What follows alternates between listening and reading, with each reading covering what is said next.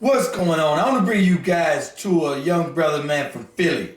He was arrested at 16 years old and sentenced to life without the possibility of parole. You're going to see his mother.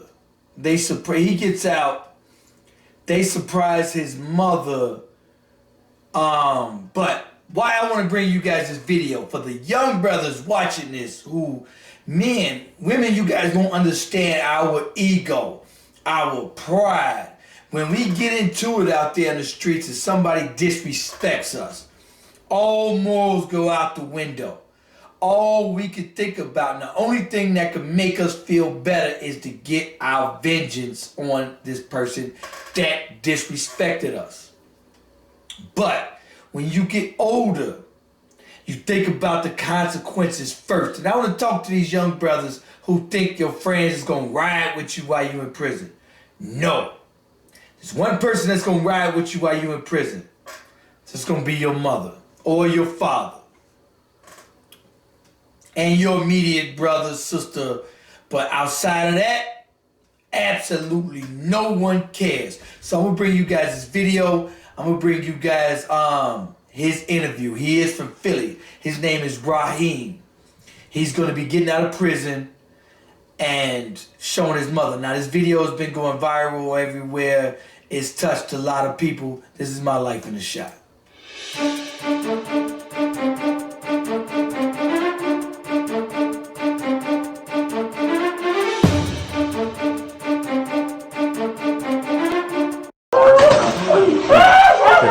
Sit down right here, bro.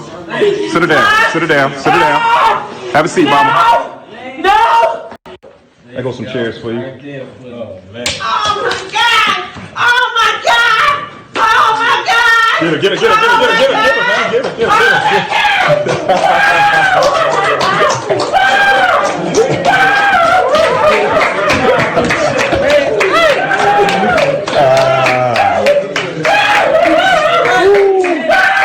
Give me your chair, bro. Here, this one.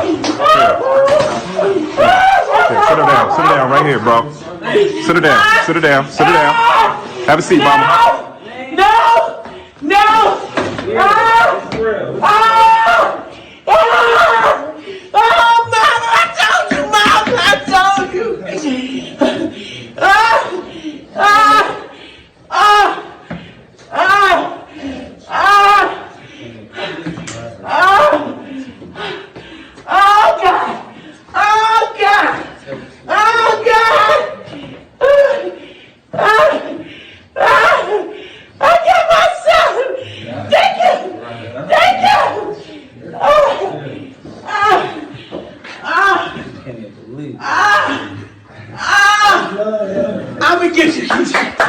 I'ma get you.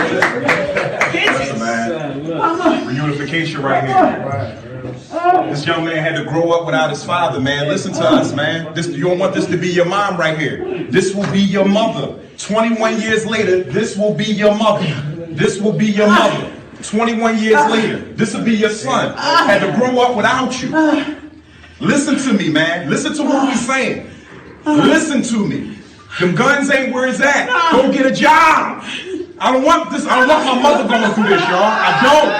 I don't want to hurt my mother no more, man. I don't want to hurt my son. Y'all are sons, man. Oh, God. Y'all been growing up out here without fathers, without solid men, without the real thing to look up to.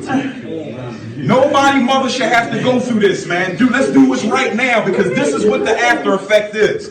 This is the after effect right here. Another family unified. Another family brought back together. I got my kids.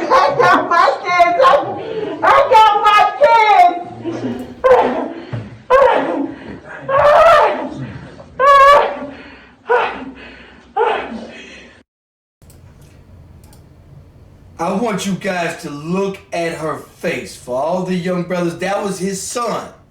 His son looked like he was at least 23, 24 years old, a grown man now. But look at the pain. Look at her face. And I like what the brother did. He pointed to those young brothers. He did this in front of a crowd of these young kids.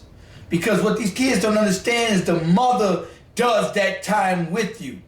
You kill your mother once you go to jail. Your mother does every second in jail with you. Her soul is in there with you. Before you do anything, make any decisions, you think about your mother first and walk away. And think about this moment. Is it worth it to stand up for your pride or just to walk away and let your mother live her life in universal peace, knowing that you are healthy, knowing that you are on the streets and not in jail and you're at home?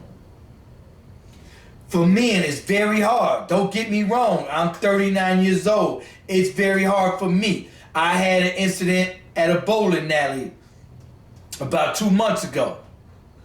Security guard tried to step to me crazy. I had to defuse the situation because I had to think about not only my mother, my old man passed away, my father passed away, but I had to think about my daughter and think about how she would feel. Think about my mother. And at the end of the day, is it worth it? Nope. Have a good day, pimp. See you later. I walked away. It's not worth it. As a young man, you're going to find this to be the hardest thing in life is just to walk something off. Look at her face. Look at this mother. Look at her. She can't even fathom what she's seeing right now.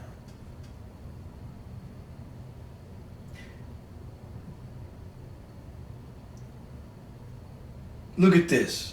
You don't want this to be your son. You don't want this to be your mother. This is real. I want to bring you guys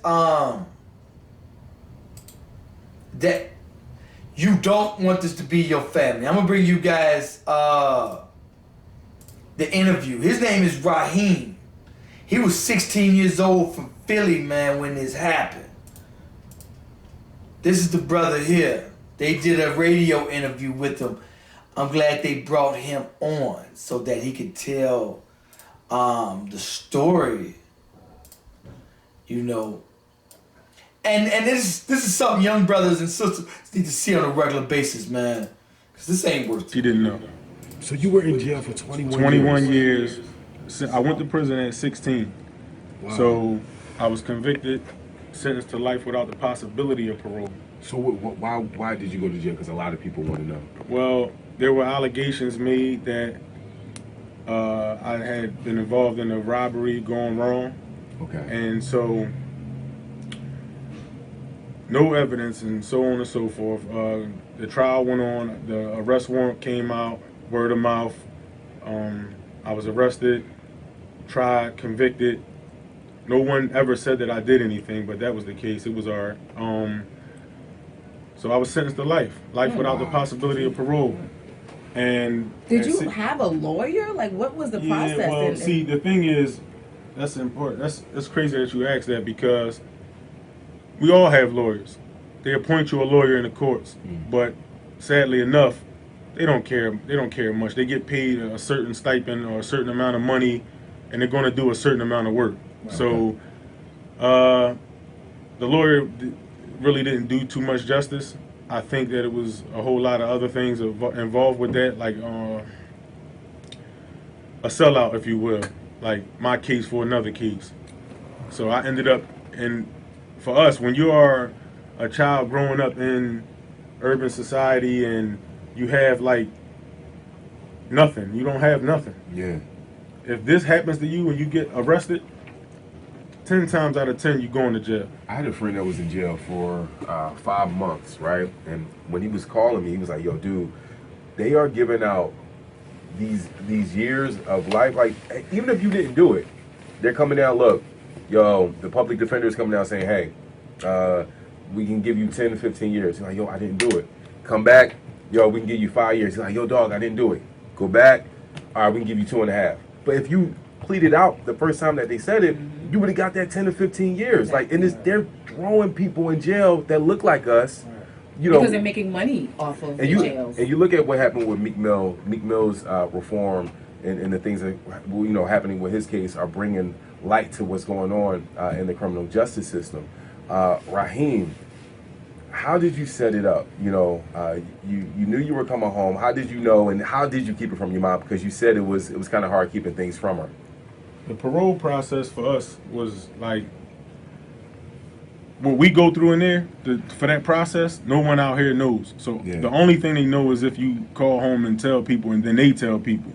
So like, it was kind of hard because I asked everyone that I did tell to not say anything. Obviously, I told my brother to let him know. He was ecstatic. He's been one of my biggest supporters. And so it was just telling the right people, aligning things up. A brother of mine, Dawan Williams, he was a pivotal part in this as well, alongside my wife. And so he works with the Philadelphia Mural Arts. And so when he called me and said that he had a platform, he said, I have a bunch of at-risk youth who may be facing what you just came from, or have the potential to be where you just came from. Yeah. So I want you to come down, and they don't know that I'm coming. So I want you to come down and I want you to talk to them. And I'm talking about not even an hour after I was released from the prison. It wasn't go home to mom. It wasn't go home. My wife came to get me. It wasn't go home to mom and do all the other crazy things that everybody assumed that you do when you leave. It was go get the work done. It's work that needs to be done. Yeah. You talk about having this moment, me being free from my mom. All right, so look, y'all. What I'm gonna do is I'm gonna put a link to that for you guys to check it out. I want you guys to check it out, man. This is something that us as a community owe an obligation to these young brothers and sisters to go back and reach for them, reach for our youth, and to show them stuff like this.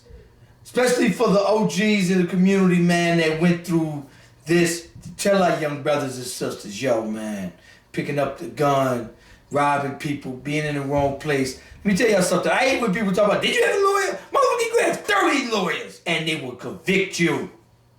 They will convict you, people. Don't believe what, a lot of people don't know, and I get it.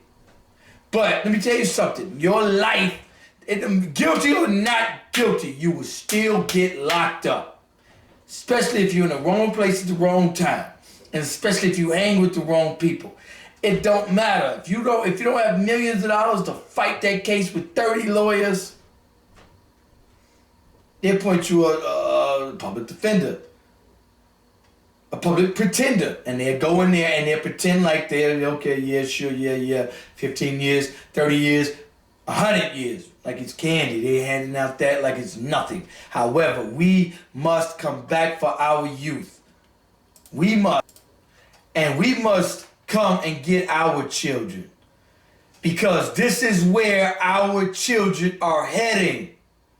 They don't understand how horrible and how it destroys families by going into prison. And we are filling these prisons up faster than we can fill our schools up. Think about that for a second.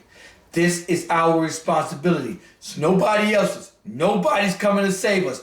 We are our last and final hope. And this is our final stand. If we do it, it's not gonna get done. Understand this. How long are you going to cry and blame your oppressor before you get up off your knees and do it your goddamn self? Believe that. Before you get up off your knees and do it your damn self. Anyway, for those of you new subscribers, what's going on? If any of you guys want to be a guest on the show, make sure you guys send me a message. I'm here today. I'm here the weekends, man. I'm always here for you. Follow me on my other social media, my Facebook, Twitter, Instagram. Shouts out to everybody that's sending me stories, man, and staying in tune with me on social media. I got a lot of cats sending me messages, sending me stories every day. Peace.